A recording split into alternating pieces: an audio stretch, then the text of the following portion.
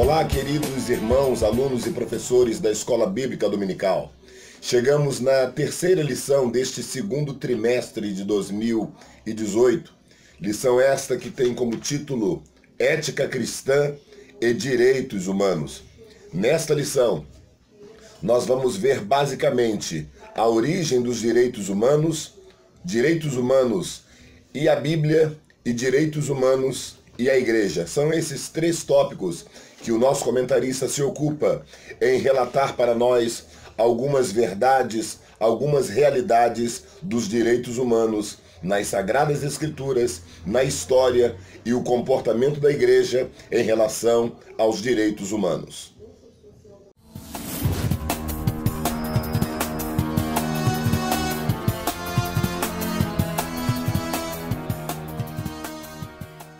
Então, queridos irmãos, no tópico primeiro, nós vemos sobre a origem dos direitos humanos.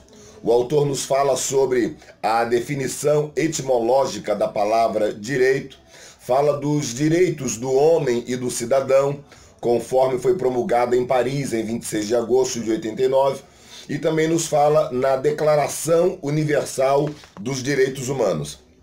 Mas é importante dizer que esta questão de direitos humanos já é algo que a humanidade vem trabalhando ao longo dos séculos. Por exemplo, no século XVIII a.C., um rei chamado Hammurabi foi o primeiro rei da dinastia babilônica.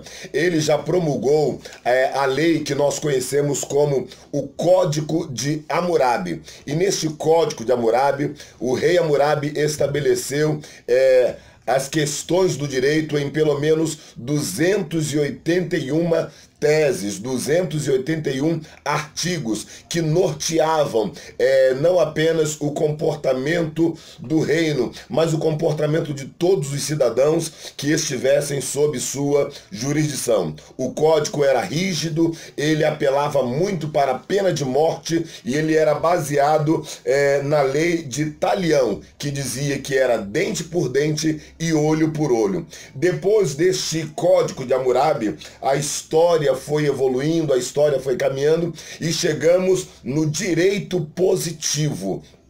Todos os filósofos gregos começaram a discutir com a humanidade a questão do direito positivo. O direito positivo evoluiu para o direito natural. O que é o direito natural? Ele também era chamado de jusnaturalismo. É a teoria que procura fundamentar o direito do bom senso na racionalidade, na equidade e no pragmatismo.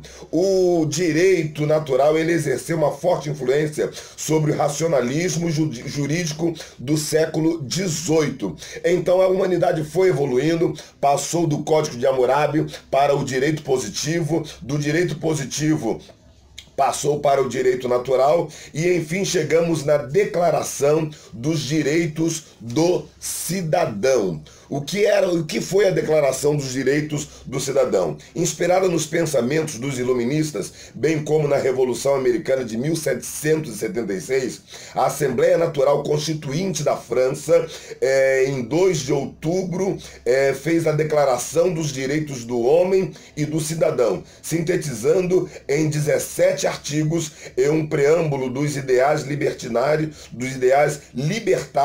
e liberais da primeira fase da Revolução Francesa em 1789 a 1799.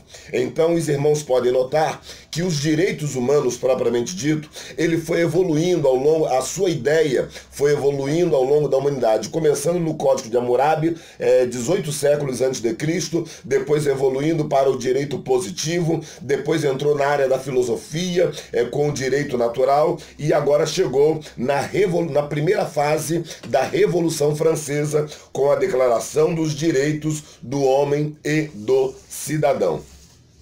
Baseado em todas essas questões, inspirados em todas essas discussões sobre o direito, nasceu então a Declaração Universal dos Direitos Humanos. Foi a Resolução 217, de 10 de dezembro de 1948, conforme consta na nossa revista.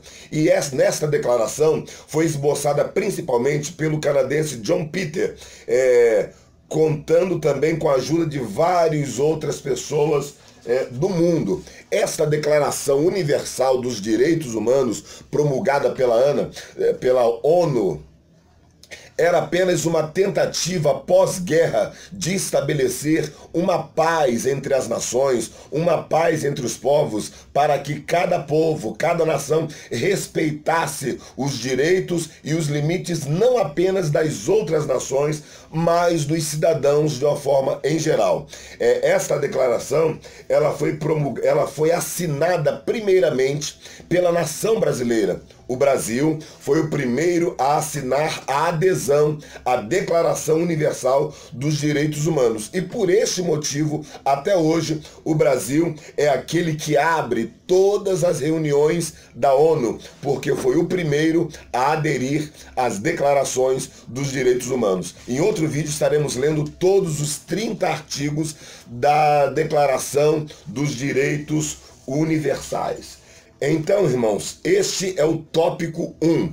Tópico 1 que nos fala sobre a definição de direito no seu sentido etimológico. A palavra direito tem origem no latim rectus, que significa aquilo que é reto, correto, justo. E na perspectiva ética, o que é direito torna-se modelo do que é bom e correto. Falamos sobre a Declaração dos Direitos do Homem e do Cidadão e também falamos sobre a Declaração Universal dos Direitos Humanos. É importante para o professor conhecer todo este caminhar histórico do conceito e da ideia de direito, começando lá por Hammurabi, nas suas 281 teses, depois passando pelo direito positivo, depois passando pelo direito natural, chegando na Revolução Francesa com a Declaração do Direito do Cidadão e agora chegando na resolução da ONU com os direitos universais, tendo o Brasil como primeiro a aderir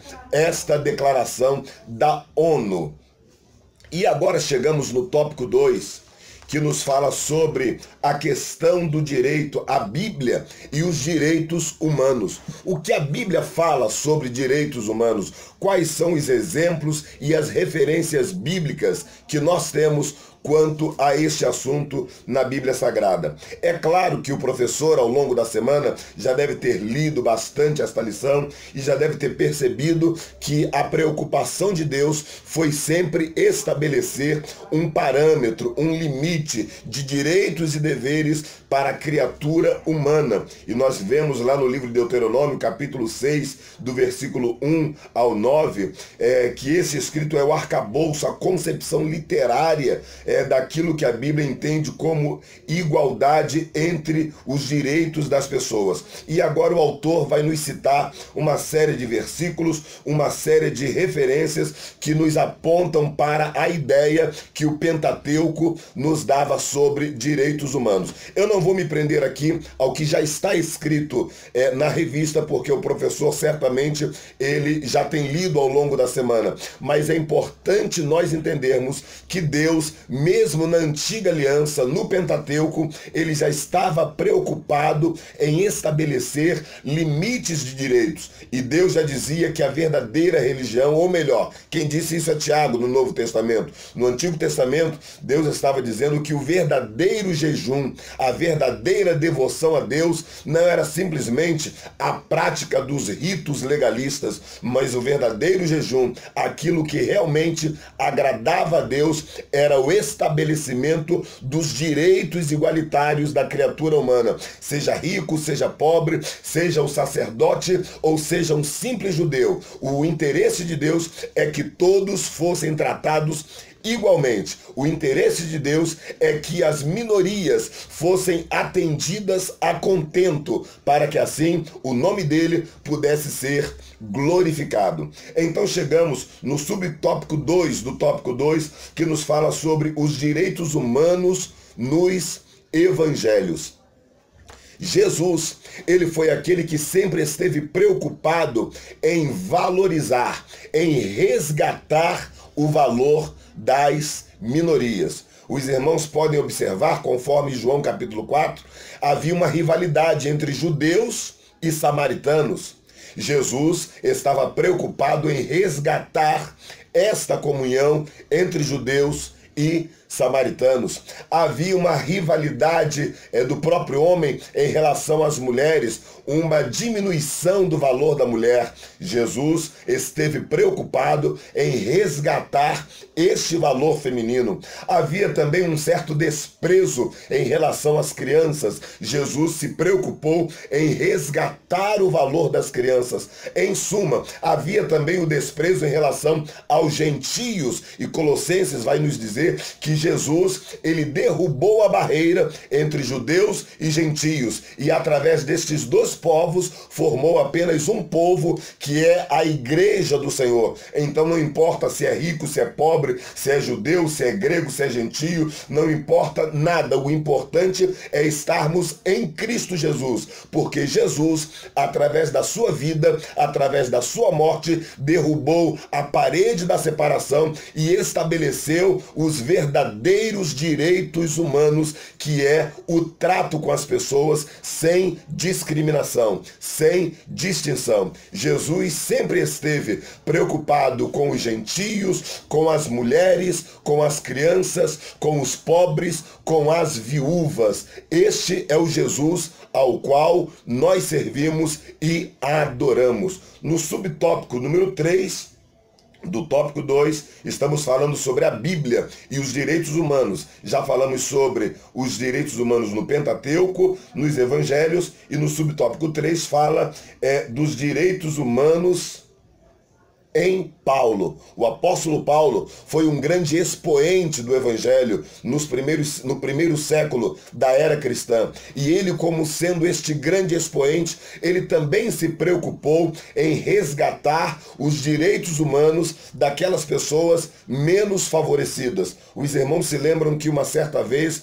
quando Paulo chega em Jerusalém, lá pelo capítulo 14 e 15 de Atos dos Apóstolos, Jerusalém, o concílio de Jerusalém, resolve enviar Paulo e Barnabé aos gentios para assim promulgar os limites religiosos, os limites até mesmo legalistas dos gentios, o que é que eles deveriam fazer e o que eles não deveriam fazer. E uma das grandes recomendações daquele concílio é que Paulo e Barnabé cuidassem dos pobres. E ele disse, e Lucas disse, o que nós procuramos fazer com bastante atenção. Então a igreja do primeiro século, não apenas Paulo, mas Paulo, Pedro, João e todos os demais apóstolos, todas as demais lideranças estavam preocupados com os direitos igualitários de todas as pessoas. Os irmãos se lembram daquele atrito que teve por ocasião que as viúvas dos gregos eram desprezadas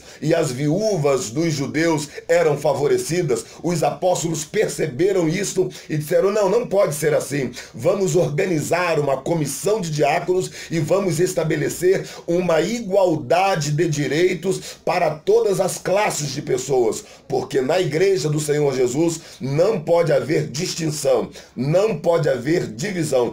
Todos têm os mesmos direitos, os direitos igualitários, os direitos humanos. Então a igreja esteve sempre preocupada em estabelecer estes direitos, seja em Cristo, seja através dos apóstolos, seja através do apóstolo Paulo, seja através dos pais da igreja. Ao longo da história da igreja, a igreja sempre esteve preocupada em estabelecer os direitos humanos. Chegamos então no tópico 3, que fala justamente sobre a igreja e os direitos humanos. Neste tópico 3, é claro que o comentarista dá uma ênfase maior à igreja moderna, à igreja dos dias de hoje. Então, se nós acompanhamos um legado dos primeiros séculos até os dias de hoje, é claro que a igreja de hoje deve continuar com a mesma essência, com a mesma visão, com a mesma intenção de estabelecer uma igualdade entre todas as pessoas. É sabido dos irmãos, por exemplo, que existem algumas classes sociais que são desprezadas, que são desvalorizadas, mas a igreja está sempre atenta a estas questões, sempre estabelecendo os direitos, a igualdade dos direitos. Por exemplo, tópico 1, aos escravos, tópico 2, aos prisioneiros e tópico 3, a igreja e o problema social. A igreja esteve sempre preocupada com as minorias. E Tiago vai nos dizer que a verdadeira religião é atender às viúvas, é atender ao órfão, é atender aos idosos. O apóstolo Paulo, por exemplo, quando fala sobre a aceitação das viúvas, ele fala que primeiro a viúva tem que ser assistida pelos seus familiares. Então a igreja esteve sempre preocupada com os pobres, a igreja sempre esteve preocupada com os menos favorecidos socioeconomicamente, a igreja sempre esteve com a sua atenção voltada para as minorias desfavorecidas. Então que Deus possa abençoar a cada aluno, a cada professor. A igreja sempre esteve preocupada com os problemas sociais. Aliás, amados irmãos, a igreja evangélica, a igreja de Jesus Cristo, é uma das maiores, ou eu diria, a maior instituição recuperadora social. Aquilo que o governo não tem conseguido fazer, aquilo que as instituições sociais não têm conseguido fazer, a igreja tem conseguido fazer. A igreja é a responsável pelo resgate de drogados, a igreja é responsável pela inclusão social de várias crianças, vários jovens e adolescentes. A igreja tem sido a responsável pelo resgate, pela assistência das viúvas, dos necessitados. Então a igreja está sim preocupada com a questão dos direitos humanos. Então que Deus possa nos abençoar nesta aula. Eu desejo uma boa aula para cada professor. Que Deus possa te inspirar, te dar sabedoria e te dar conhecimento para lecionar esta lição tão importante que fala sobre a ética e os direitos humanos. Deus abençoe. Não se esqueça de clicar aí no gostei, de se inscrever no nosso canal e acionar as notificações, porque isso irá nos ajudar para produzirmos mais vídeos de conteúdos para que a sua vida e a vida de outros possam ser edificadas e o nome do Senhor possa ser glorificado. Deus nos abençoe.